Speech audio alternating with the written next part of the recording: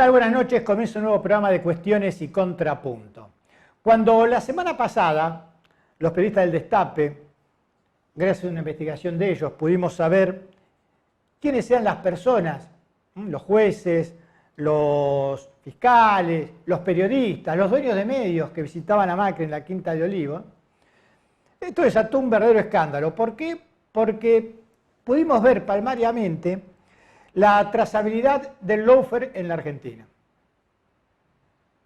Ustedes fíjense que, por ejemplo, los jueces de casación, Mariano Borinsky y Gustavo Hornos, asiduos visitantes, tanto en la Quinta de Olivos como en la Casa Rosada, a los pocos días de verse con el presidente, había algún fallo en alguna de las causas en la que estaba involucrada Cristina o personas que pertenecían al kirchnerismo y que tenían estos jueces en sus causas. Y son los mismos jueces que en los canales de televisión hablaban de la imparcialidad. Y no se les caía la cara de vergüenza, porque decían frente a las cámaras que un juez tenía que ser hasta imparcial de sí mismo. O sea, de sus prejuicios, de sus preconceptos. La verdad, un caradurismo, un cinismo. Yo no sé cómo esos jueces todavía pueden presentarse en sus juzgados. Ni que hablar de los fiscales, ¿no? De Stornelli ya hablamos demasiado. De todos los fiscales que anduvieron por ahí. Esto es un verdadero escándalo que recién comienza. Recién comenzamos a ver el velo de esta cuestión. Y aquí no hay un ataque a la justicia. Aquí lo que hay del gobierno es un ataque al poder judicial, que es algo totalmente distinto. Un poder judicial que nada tenía que ver con la justicia.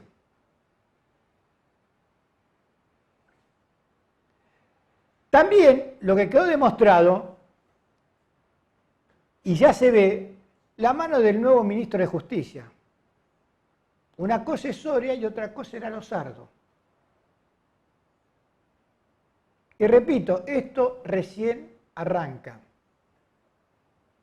Por eso están tan preocupados en Comodoro Pi.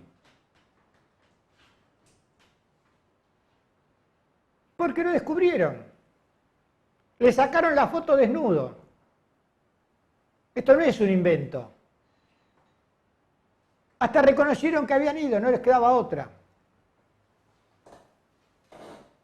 Entonces fíjense en la escena ustedes, imagínense. ¿Se acuerdan cuando Macri, en un reportaje, el día que habían salido en libertad, no en libertad, sino que habían podido salir de la cárcel, digamos, pero el juicio seguía, a los dueños de C5N, Macri dijo, esto no fue lo que acordamos? O sea que Macri admitía que acordaba con los jueces cuál iban a ser las sentencias de sus adversarios. Esta barbaridad la vimos durante 4 años. De un gobierno que se jactaba diciendo que él no se iba a inmiscuir en el asunto de la justicia y tenía una mesa judicial al respecto. Cada vez nos damos más cuenta, ya todo el mundo, de que el rey está desnudo. ¿Y de qué es lo que pasó en nuestro país en materia de justicia estos 4 años? Esta semana también, seguramente cuando salga este programa, por ahí vamos a tener nuevas medidas de restricción con respecto al coronavirus, porque ya la segunda ola está entre nosotros. Y apelando al sentido común y a la responsabilidad sola, con eso parece que no alcanza. Porque si bien la mayoría de los hombres y mujeres de nuestro país se ha comportado responsablemente con respecto a esta pandemia, hay una minoría que no lo ha hecho. y que pagamos todo por esa cuestión. ¿Ustedes sabían, por ejemplo, que casi el 50% de los viajes al exterior fueron por turismo? Turismo en el medio de la pandemia. Son los mismos que permiten que sus hijos, adolescentes, vayan de viaje de egresados. Vuelven todos con coronavirus. Ahora, la culpa no es del adolescente. La culpa son de los padres, de las madres, que quieren ser amigas de los hijos y le permiten. ¿Cómo le decía al nene que no vaya? No tomamos conciencia que estamos en medio de una pandemia. Nos hemos relajado. Cada uno hace la suya. Ni que hablar de aquellos que van a fiestas clandestinas. Clandestinas entre comillas, porque todo el mundo sabe dónde están las fiestas. Es terrible. Es terrible que no pensemos en el otro, ni nosotros mismos, ya ni sé en qué pensamos. O esa parte de la sociedad, minoritaria, es la que está enfermando a todo el resto. Y son los primeros en salir a gritar por la libertad individual.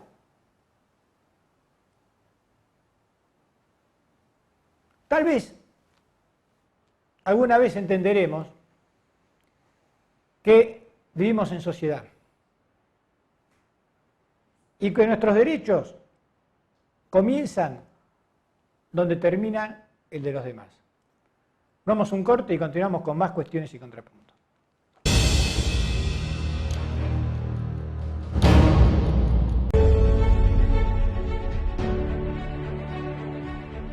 La política solo lucha para el bien del conjunto.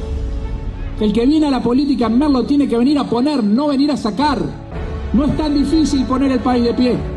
No es tan difícil poner la provincia de pie. No es tan difícil poner Merlo de pie. Estemos juntos. El país lo merece y el pueblo lo necesita.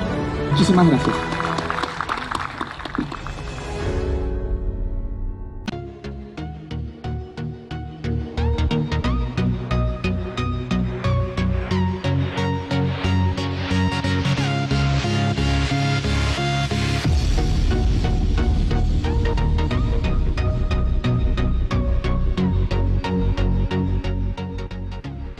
En Morón volvió el día verde. Los miércoles solo sacar residuos reciclables. Solo residuos reciclables. Como papel, cartón, plástico, vidrios y metales. Todos limpios y secos. Municipio de Morón.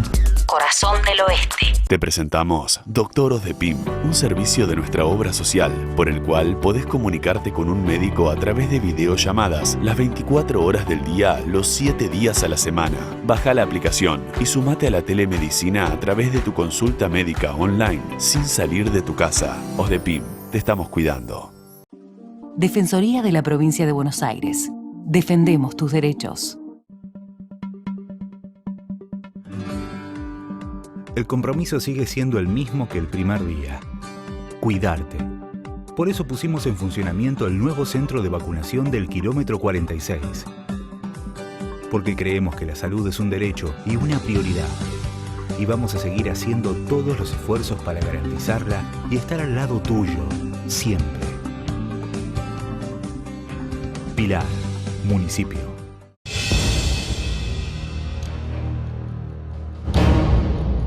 Y continuamos aquí en Cuestiones y Contrapunto y estamos hoy con la visita a nuestros estudios de Eduardo Márquez. Él es vicepresidente de Corredores Viales de la Argentina, pero también es hombre de la política de 3 de febrero. Gracias por estar acá, Eduardo. Gracias a vos, Cartavia, como siempre, un gusto. Bueno, a ver, Eduardo, antes de ir a la política, la pandemia sigue, lo que parecía que iba a durar un año va para largo. Si bien creo que el horizonte que tenemos hoy es mucho mejor que el año pasado porque estamos viendo la salida, comienzan a venir las vacunas, la gente está vacunando, pero eso, ¿en qué influyó en el trabajo tuyo específicamente con respecto a los trabajos que había o las pautas que había que tener en corredores viales? No, en principio me parece que si bien la pandemia continúa y va a seguir continuando, hoy tenemos un horizonte con la vacuna. Por supuesto, no es lo mismo esta situación con que sin vacuna. Hoy ya tenemos varios millones de dosis para aplicar, se están firmando nuevos contratos y nuevos convenios para que vengan más millones de vacunas todavía. Ustedes saben que la vacuna es algo que escasea en el mundo, no solamente en la Argentina. Hay países que recién Paraguay pudo dar algunas dosis porque Chile le envió la semana pasada. Estamos hablando de países vecinos, ¿no? Donde la pandemia está haciendo estragos. Ya hemos visto la situación que sucede hoy en Brasil. No, me parece que el escenario que tenemos de poder avanzar con la vacuna es un escenario sumamente favorable que nos va a permitir no tener que frenar la economía, que es lo que no queremos, es lo que queremos evitar. Fundamentalmente el gobierno nacional necesita, ya hemos podido poner en marcha nuevamente la economía a través, entre otras áreas, por obras públicas, ¿no? que es hoy una de las herramientas que más dinamiza el mercado de la construcción y la obra pública. No queremos volver a frenarlo, esa es la realidad. Y después, por otro lado, vale la pena recordar que no hemos visto las tristes fotos que hemos visto de otros países. Sí, ¿no? Hasta ahora, y toquemos madera, pero nuestro sistema sanitario no colapsó, lo cual ya es una ventaja muy grande. Esas largas filas que vimos en Europa, o que vimos en Perú, o que vimos en Brasil, de la gente mendigando un tubo de oxígeno, eso en Argentina yo no lo vi. Eso no es un dato menor. Eso no es un dato menor. Entonces me parece que estamos... Pero igual te digo, Eduardo, estamos en víspera también de algo bastante problemático. Digamos, si no se hacen las cosas que hay que hacerse, porque uno apuesta a la responsabilidad social, pero si esta responsabilidad social no se nota, el Estado tiene que tomar cartas, porque en cualquier momento también de seguir con esta progresión se pueden acabar las camas, ¿no? Sí, por supuesto. Estamos alertas y atentos a eso. No, insisto, no queremos frenar la economía nuevamente, somos conscientes de los que menos tienen y los que más necesitan de una ayuda y de su trabajo para el sustento de su vida. Me parece que eso es lo más importante, tratar de poder mantener la fuente de trabajo lo más alta que podamos. Hoy que, insisto, volvimos a activar la economía, no la queremos volver a frenar, eso es algo muy importante para nosotros, pero en el medio nos vamos a cuidar. Así como Alberto Fernández, junto con los ministerios, hicieron todo lo posible el año pasado, cuando se frenó la economía para tener los hospitales móviles, etcétera, etcétera. Bueno, sí, para reforzar el sistema de salud. Hoy vamos a volver a tener un cuidado y atento día a día a lo que sucede. Y con respecto precisamente al trabajo en obras públicas y en corredores viales, digamos, ¿está la cuestión stand-by o se va avanzando en cuanto a las obras planificadas? No, estamos avanzando fuertemente.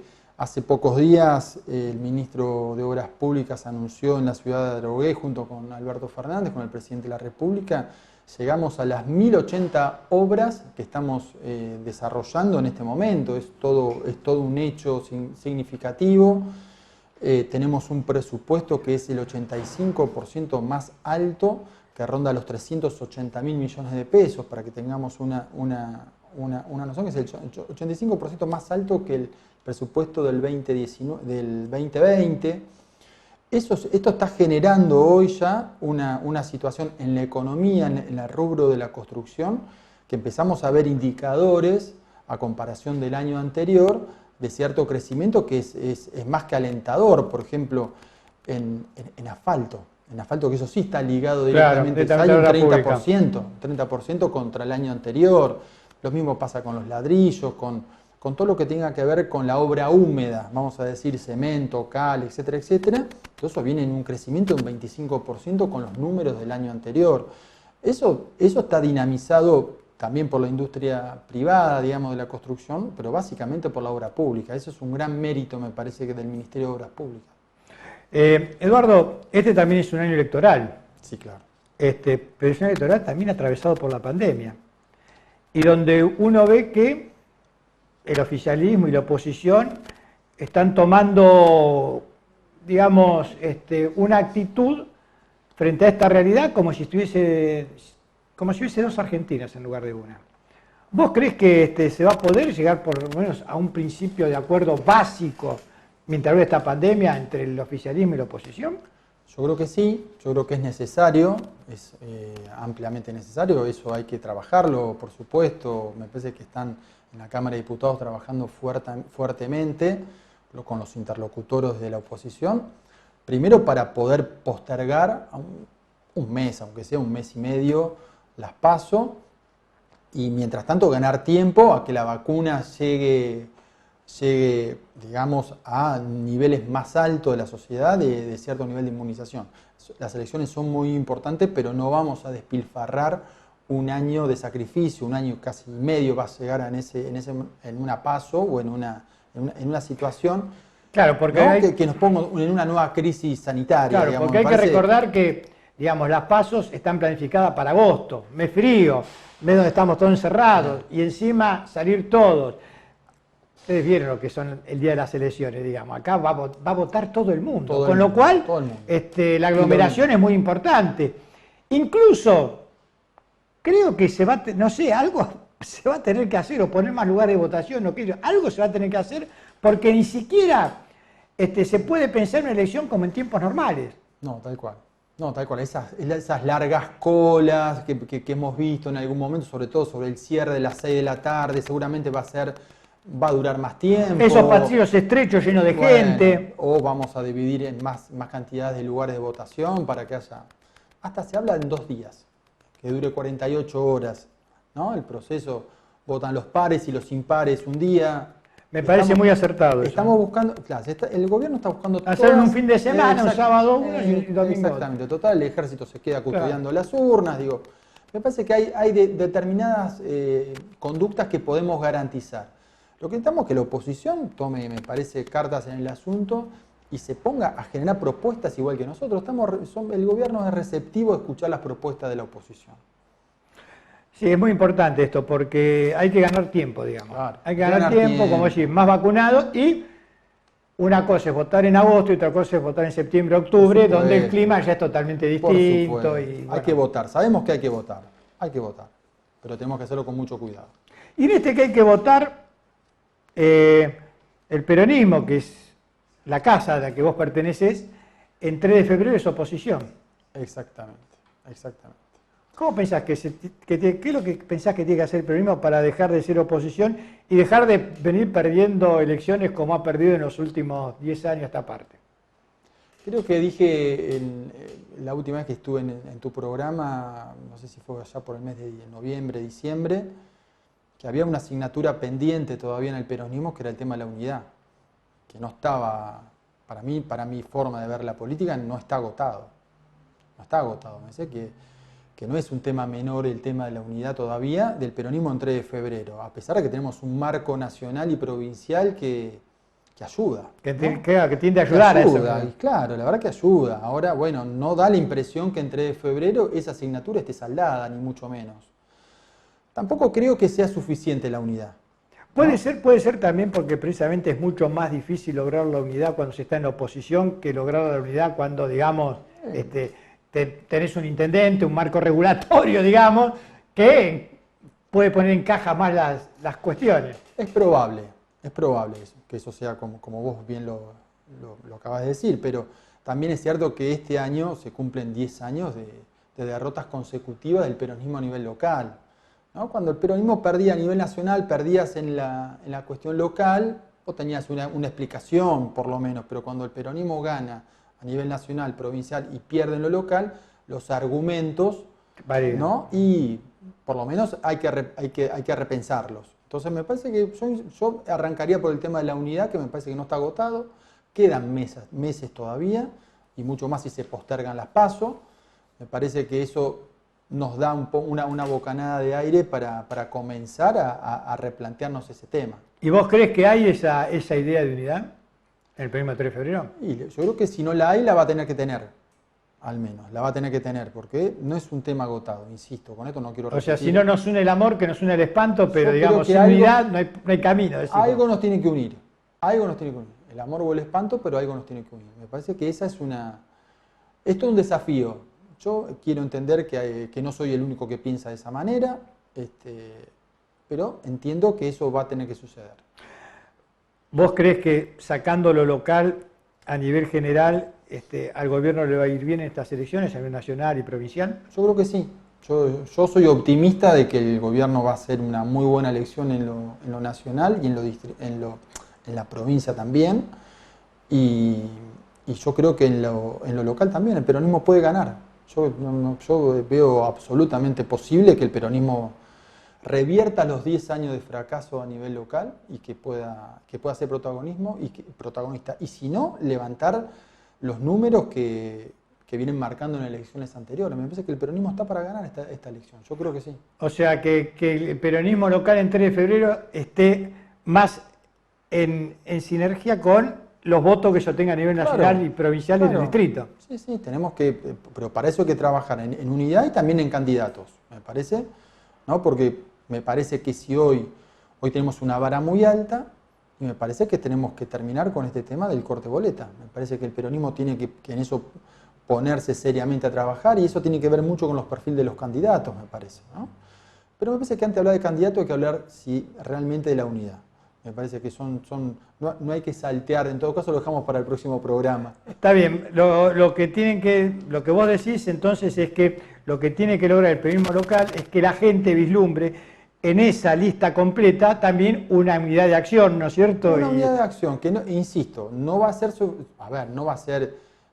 suficiente con la unidad. Digo que los candidatos tienen que expresar eso también, ¿no? Hay que expresarlo en eso, para que la gente vea un peronismo más fresco, un peronismo más nuevo, un peronismo más renovado, un peronismo con ganas de ser protagonista de verdad, me parece, ¿no? Bueno, esperemos por aquellos que son peronistas en 3 de febrero que se dé esa situación. Esperemos, yo creo que va a ser posible. Eduardo, gracias por haber venido. No, gracias a vos. Gracias. Nos vamos a un corte y seguimos con más cuestiones y contrapuntos.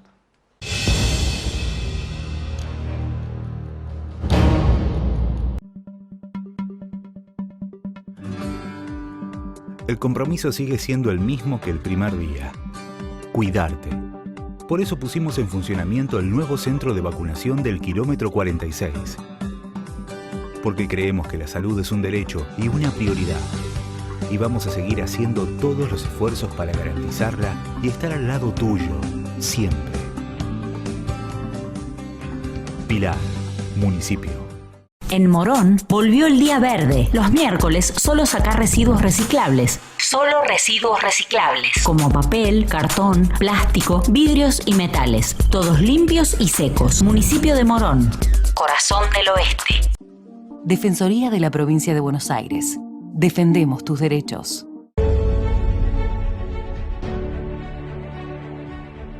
La política solo lucha para el bien del conjunto. El que viene a la política en Merlo tiene que venir a poner, no venir a sacar. No es tan difícil poner el país de pie. No es tan difícil poner la provincia de pie. No es tan difícil poner Merlo de pie. Estemos juntos. El país lo merece y el pueblo lo necesita. Muchísimas gracias. Sumate a la telemedicina a través de tu consulta médica online. OSDEPIM, te estamos cuidando.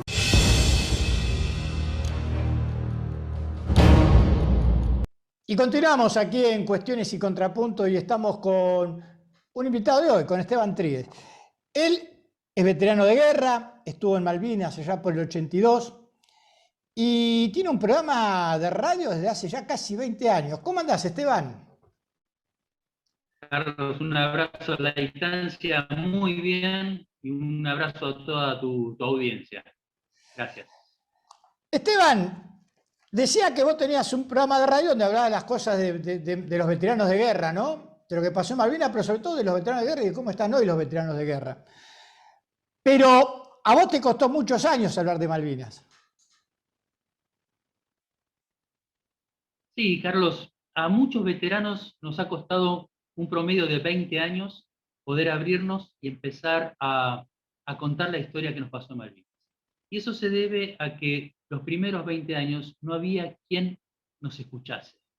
Hoy tenemos los medios de comunicación, hoy tenemos las puertas abiertas en las escuelas, hoy tenemos otro tipo de escucha por parte del otro lado.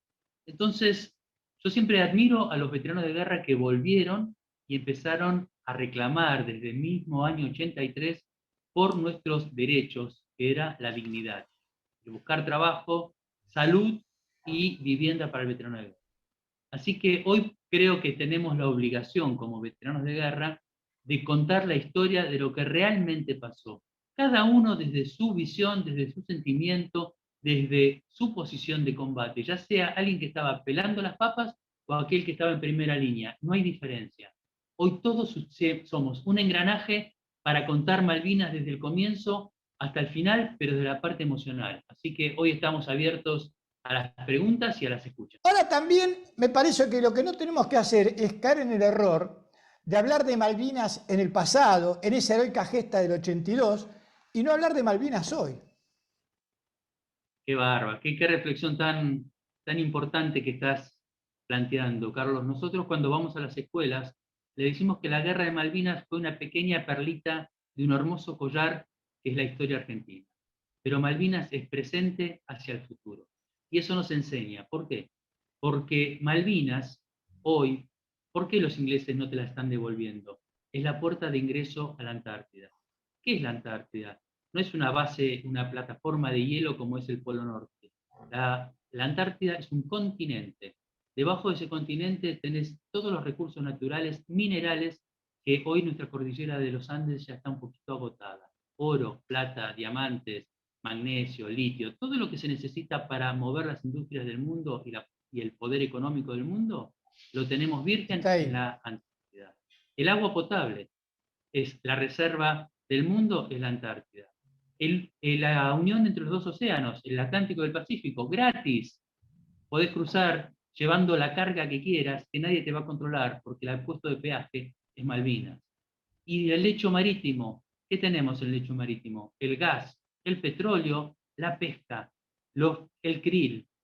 Todo eso es el futuro de nuestros nietos. Y si nosotros hoy no estudiamos, no aprendemos y no conocemos que Malvinas es eso, no es una guerra del año 82. Malvinas es, como vos bien lo dijiste, presente, proyección hacia el futuro, y los chicos no lo van a saber y no la van a querer defender. Mario Cafiero acuñó una frase para referirse a nuestro mar austral y hablaba de esa plataforma submarina como nuestra pampa sumergida. Perfecto. Y cuando uno, porque él se pierde la noción también de las dimensiones de lo que habla, esa dimensión es superior a la Argentina continental. Y eso que la Argentina es un país grande, es uno de los países más grandes del mundo. Ahora, eso es tan vasto, tan increíble esa riqueza, que también me parece que el día que comprendamos que nosotros somos un país en dos mundos, ¿no es cierto? Porque en dos continentes, bicontinentales, son muy pocos los países que tienen esa cuestión. Por eso me parece que la importancia de Malvinas es fundamental hoy en día, pero también es importante hablar de ustedes, porque ustedes son nuestra historia viviente. Así como los 649 que quedaron ahí son nuestros héroes, ustedes, los que regresaron, son nuestra historia viviente. Ahora también tenemos que hacernos casos que lamentablemente, por el abandono que sufrieron en algún momento, hubo mucha más gente que perdió la vida acá en Malvinas cuando volvieron que en la pelea contra el enemigo. Es algo que es una deuda que el Estado Nacional tiene con los familiares de nuestros héroes que murieron en la posguerra o que se quitaron la vida. Porque ahí hubo un abandono de personas. O sea, vos cuando estás en un campo de batalla sentís presencia, sentís un para qué estás. Estoy defendiendo la patria. ¿Quién es la patria? Tu compañero. No la hagamos más difícil. La patria es el otro, es el que tenés al lado. Entonces, cuando vos entendés eso, vos sabés que vale la pena morir o defender tu vida, pero en función de.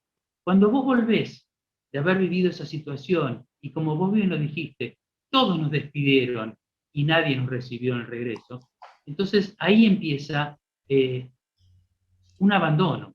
Yo tuve un gran privilegio de tener una familia que me esperó con los brazos abiertos y supo tolerar mi silencio, mi no poder hablar de la guerra, porque no entendía lo que estaba pasando en la parte continental. Hubo compañeros que volvieron a sus lugares muy humildes o al monte correntino, chaqueño, y donde de repente vos decís, ni se enteraron que había habido una guerra o que su hijo había ido a una guerra. ¿Y cómo lo vas a recibir? Y si en medio de la guerra le agarraba, en medio del monte le agarraba una crisis, no había una situación, un sistema de salud que lo pudiese contener. Entonces, todo eso nosotros no aprendemos, porque con la pandemia pasa lo mismo, con Cromañón pasó lo mismo. O sea, nosotros siempre vamos un día después, no hacemos prevención de lo que podemos llegar a prevenir. Y prevenir, en lo que respecta específicamente a Malvinas, es educar. Y cuando vos educás, vas a prevenir lo que va a pasar dentro de 40, 50 años, cuando se abra la división de la Antártida. Entonces, siempre todo tiene que ver con todo. Si nosotros educamos y prevenimos, vamos a poder crecer como nación sobre los pilares del amor hacia el otro. Pero lamentablemente todavía no tenemos un sistema político que esté comprometido con eso. Siempre venimos tapando los agujeros de lo que dejó el otro, o echando culpas, o mirando para atrás. Para finalizar, hay dos cosas que querías que vos hables, ¿no? Vos nos digas, en resumidas cuentas, esto que estuvimos diciendo de esta realidad, pero lo que vos viste en el campo de batalla, ¿no? Lo que vos viste ese día, esa noche, esa madrugada, esa última jornada, ¿no? Donde en un momento te olvidaste de vos mismo, de tu propia seguridad, para socorrer al compañero, al camarada. Y también vos venís a hacer la colimba, creo que en la Tablada, ¿no? En el motorizado, en el Regimiento 3, ¿puede ser? Y de ahí también era Cabo, ¿no? Julio Cabo. Claro, exactamente. De otra compañía, él era de la compañía Comando. ¿Por qué no nos contás así brevemente lo tuyo y lo de Cabo, que me parece que resume en gran parte también lo que fue Malvinas? En la noche del 13 de junio nos ordenan contraatacar al regimiento, apoyar al Regimiento 7, que estaba combatiendo en las alturas del Monte London y el Monte Willerfield. Fuimos 90 hombres a contraatacar, y en un momento determinado hay una balacera, cae herido el sargento Manuel Villegas, que era nuestro formador, nuestro líder, nuestro guía espiritual y guía militar, con el soldado José Luis Cerezuela, que tenía 18 años y un mes de instrucción, que estuvo en la guerra al pie del cañón todo el rato. Dejamos el fusil, levantamos los brazos y fuimos a rescatar a nuestro sargento, que estaba 7 pasos adelante. Cuando cae, cuando lo arrastramos, le sale sangre a borbotones. No teníamos un médico, no había enfermero, no había camillero, el hospital estaba a 8 kilómetros. Y él empieza a hablar de su familia, de su mamá, de sus hermanas, de su mujer. Y cuando habla de su hija Silvana, de 3 añitos, que veía que no la iba a poder volver a abrazar ni sacudir como él soñaba sacudirla, se puso a llorar. Empezó a rezar un Padre Nuestro, lo rezó completo. Y después me dice: Tries, yo no me pongo ni el héroe ni el estúpido, pero esta herida no aguanto más el dolor. Tenía un tiro en la panza y uno en el brazo. Me dice: pegame un tiro y hacete cargo del grupo.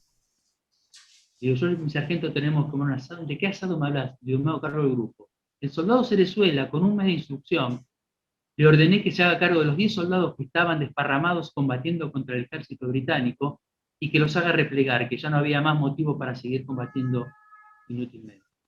Y el sargento, que me pedía que no lo tocáramos, que le dolía hasta el alma, que se quería morir tranquilo ahí, lo desobedecimos, y lo cargamos al hombro y caminamos 8 kilómetros para llegar hasta el hospital. Con esto yo resumo 3 cositas. El liderazgo que tenemos todos incorporados, porque el José Luis Cerezuela cumplió la misión sin saber, sin haber ido a la facultad, sin haber terminado su secundaria, y sabía que tenía que cumplir esa misión como líder, de arriar a 10 soldados y sacarlos del campo de batalla. El sargento usó pilares fundamentales. La familia, y sobre la familia fue cuando se estaba despidiendo y decía: hasta acá llegué. Dios, rezó un Padre Nuestro y lo tuvo como pilar a Dios. Y la patria, porque el soldado, cuando está yendo al frente de combate, jura dar con su vida defender la bandera. Y él sabía que si yo le pegaba el tiro de gracia, yo me iba a hacer cargo de seguir combatiendo. Esos son los pilares fundamentales. ¿Qué hizo el maestro Julio Rubén Cao? Que fue voluntario a la guerra. Estaba embarazada su mujer, estaba casado, y la ley lo amparaba. él se le paró frente a la madre y frente a su jefe de compañía y le dijo: mi capitán, ¿cómo yo no voy a ir a la guerra? ¿Cómo voy a parar frente a mis alumnos y les voy a hablar de los valores de San Martín, de Belgrano, de Güemes, de tantos otros, y cuando la patria me llama, yo me escondo debajo de la cama? Y así el soldado maestro, que era maestro de tercer grado D de la escuela número 32 de Gregorio de la Ferrer, fue a Malvinas.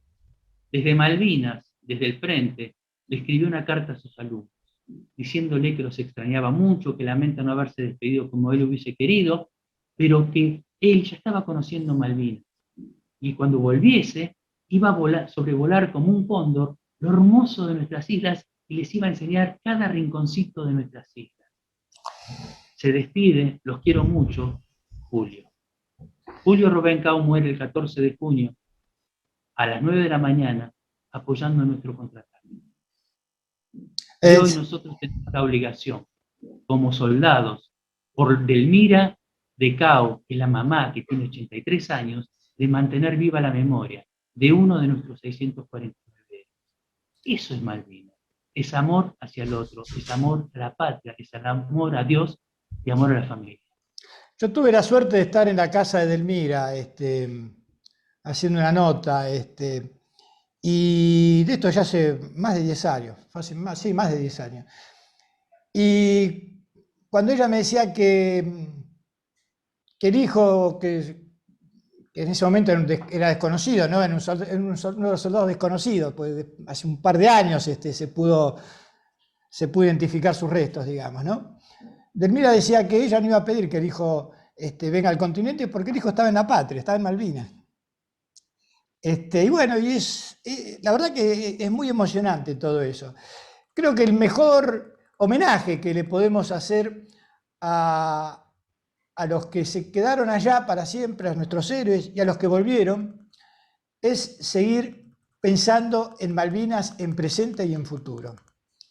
Mientras nuestra sociedad siga pensando en Malvinas en presente y en futuro, lo que aconteció hace ya casi 40 años no habrá sido en balde.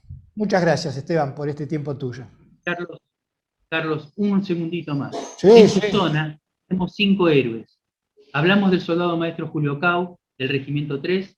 Andrés Folch era del Partido de San Martín, compañía A del Regimiento 3.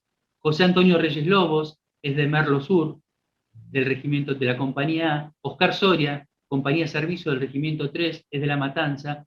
Y Julio Segura es del Partido de Moreno, también de la Compañía A del Regimiento 3. Los honores a todos ellos. Gracias por esto. No, gracias a vos y bueno, nos estamos viendo.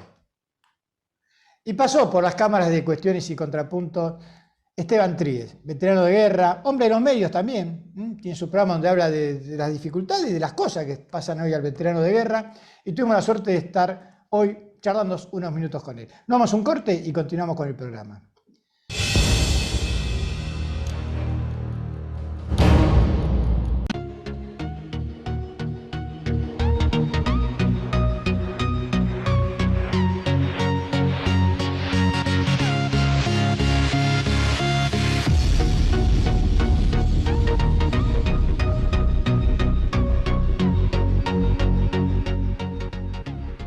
En Morón volvió el día verde. Los miércoles solo sacar residuos reciclables. Solo residuos reciclables. Como papel, cartón, plástico, vidrios y metales. Todos limpios y secos. Municipio de Morón. Corazón del Oeste. Defensoría de la Provincia de Buenos Aires. Defendemos tus derechos. El compromiso sigue siendo el mismo que el primer día. Cuidarte. Por eso pusimos en funcionamiento el nuevo centro de vacunación del kilómetro 46. Porque creemos que la salud es un derecho y una prioridad. Y vamos a seguir haciendo todos los esfuerzos para garantizarla y estar al lado tuyo, siempre. Pilar, municipio.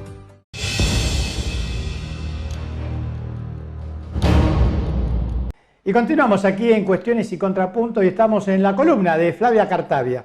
¿A qué trajiste hoy, Flavia? Bueno, esta semana trajimos a Alicia Martínez.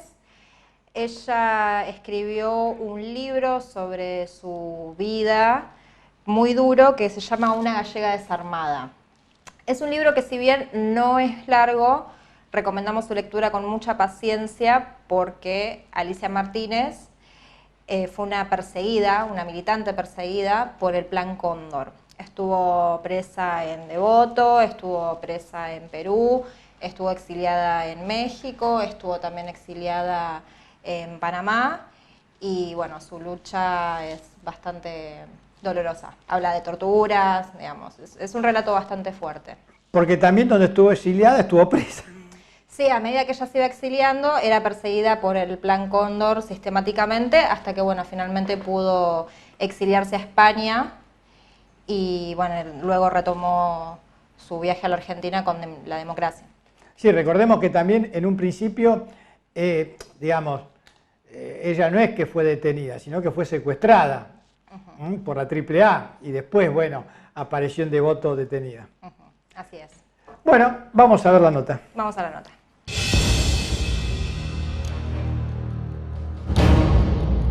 Bueno, estamos acá en Cuestiones y Contrapunto. En esta oportunidad, dentro de esta columna de Género y Justicia, decidimos entrevistar a Alicia Martínez.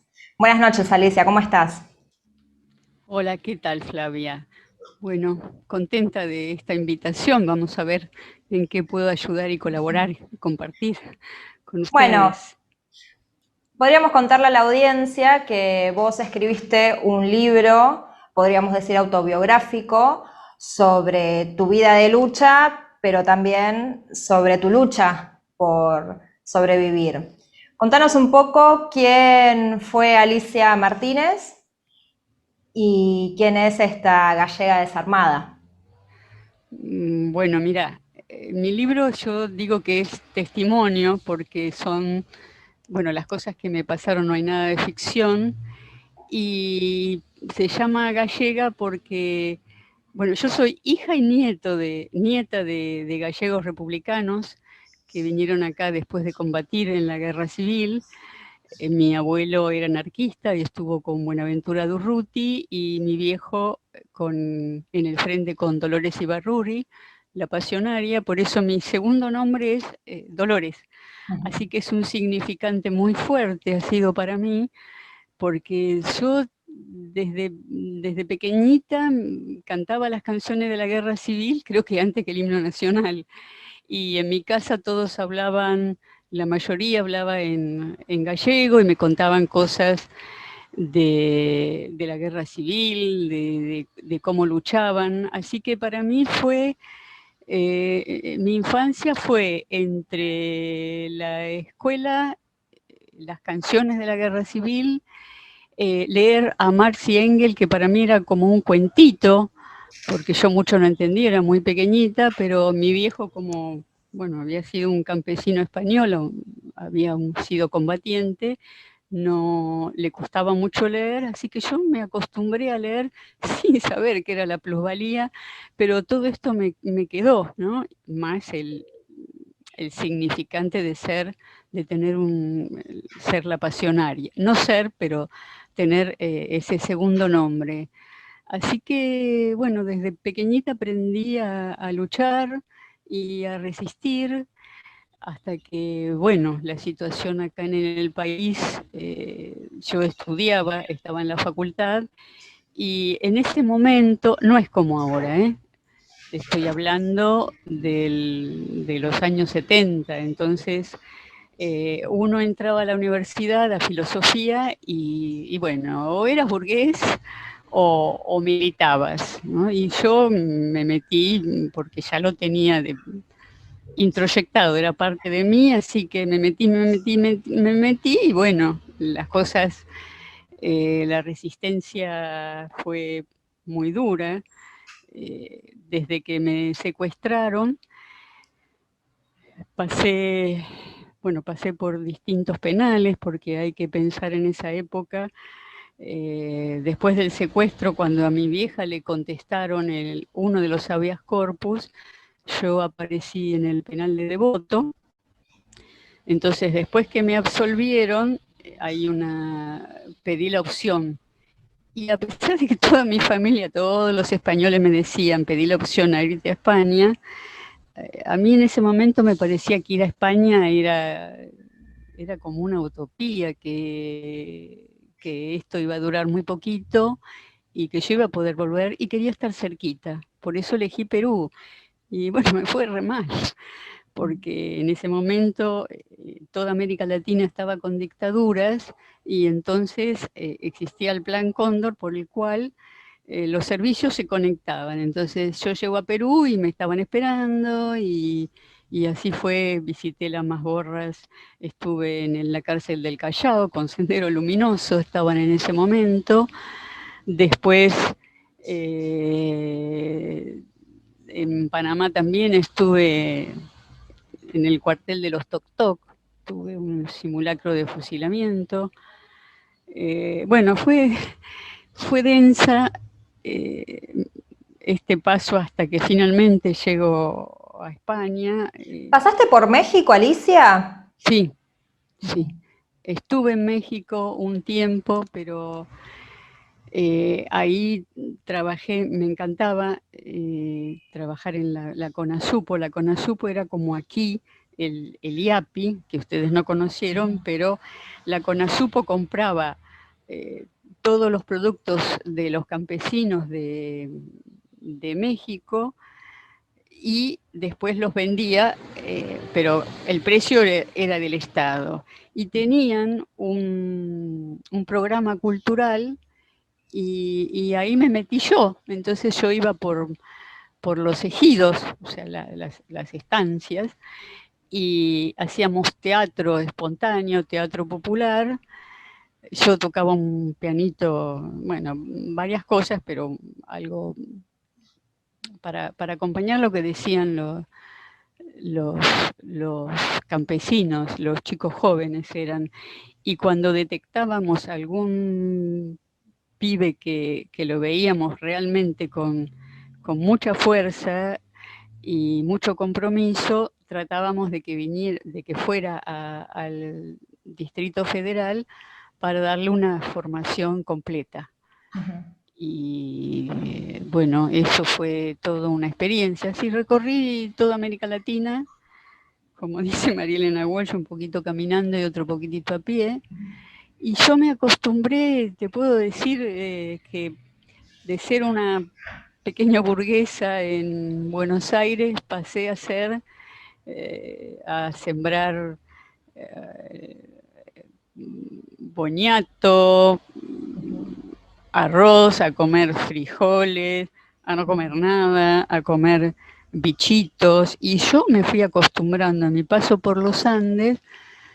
Piensa que en esa época, claro, estoy hablando de hace un montonal de tiempo, no existían los celulares, entonces uno iba caminando y yo miraba qué comían los animales, y cuando veía que las raposas desechaban las setas, que yo, bueno, me daba cuenta que eran venenosas y yo tampoco las comía, y comía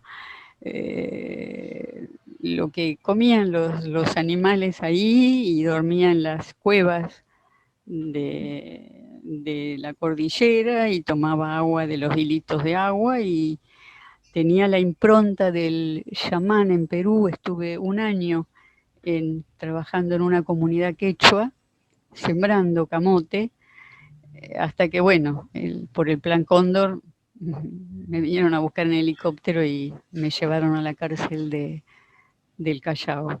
Bueno, y contanos, Alicia, ¿cómo es que finalmente terminaste en España? Volviendo a la tierra de los ancestros y las ancestras. Sí, bueno, porque ya no me quedaba país. América Latina le había recorrido todo mal, y con esta cuestión de luchar y resistir, que hizo que yo resistiera todas las cosas que me pasaron. Y finalmente, cuando ya pensé que no tenía a dónde ir, apareció Amnesty, y Amnesty, a todos los que estábamos perseguidos, que todos éramos expresos,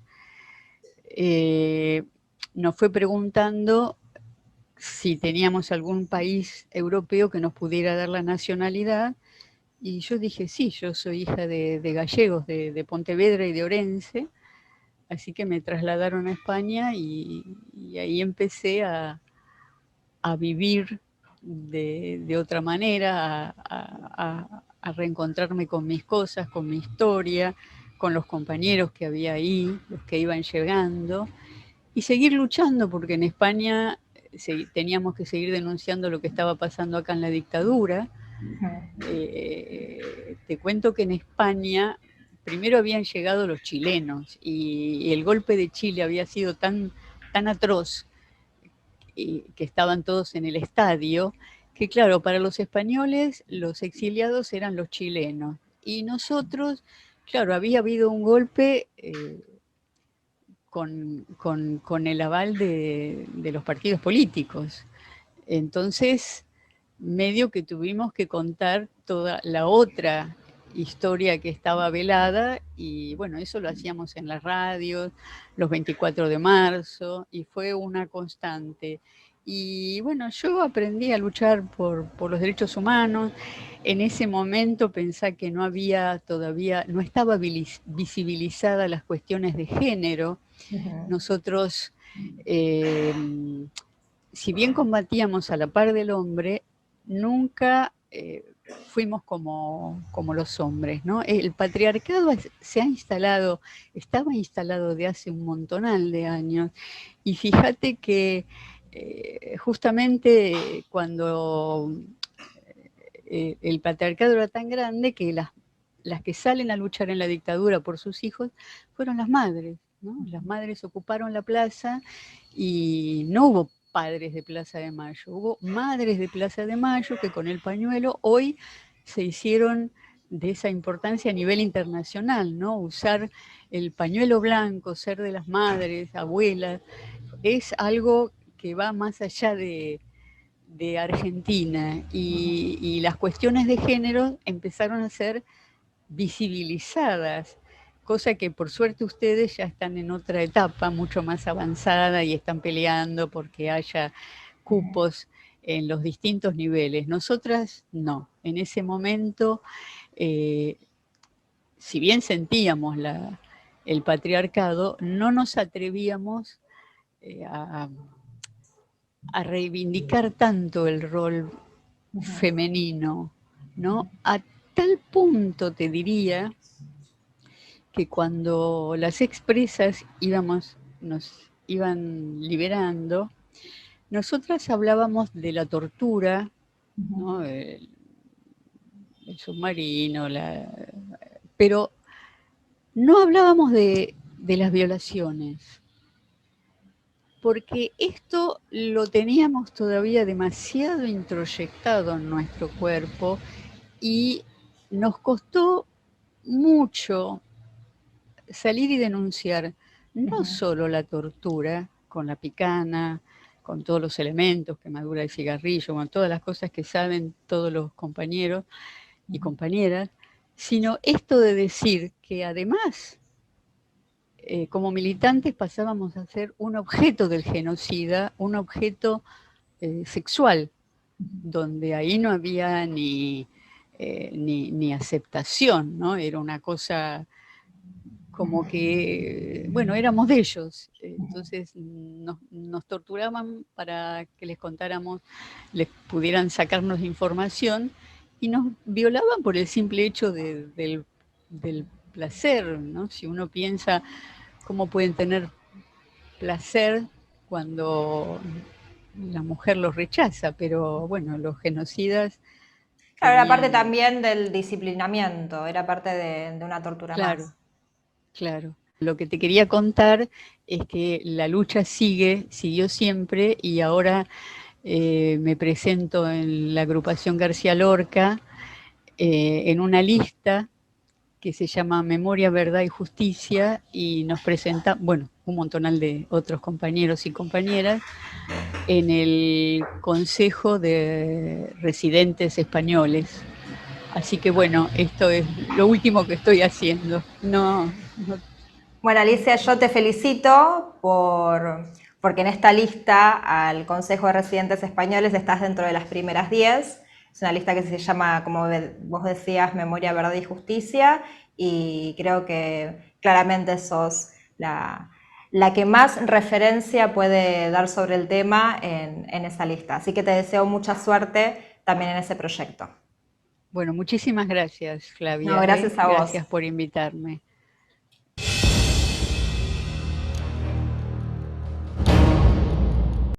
Bueno, qué experiencia dura de vida que tuvo esta mujer, Alicia Martínez, ¿eh? Sí, la verdad que su libro es mucho más duro aún y más detallado. ¿Pero es recomendable para leer el libro? Por supuesto, totalmente recomendable. Yo debo decir que para mí fue muy difícil realizar esta entrevista para no caer en la revictimización. Entonces preferí hacerle preguntas acotadas y puntuales y que ella cuente hasta dónde quiere contar. Pero de las cosas que contó, se profundiza mucho más en su libro. Gracias por esta entrevista, Flavia. No, gracias a ustedes por este espacio. Bueno, esto ha sido todo por hoy. Nos vamos a encontrar la semana que viene para más cuestiones y contrapuntos. Han sido ustedes muy amables.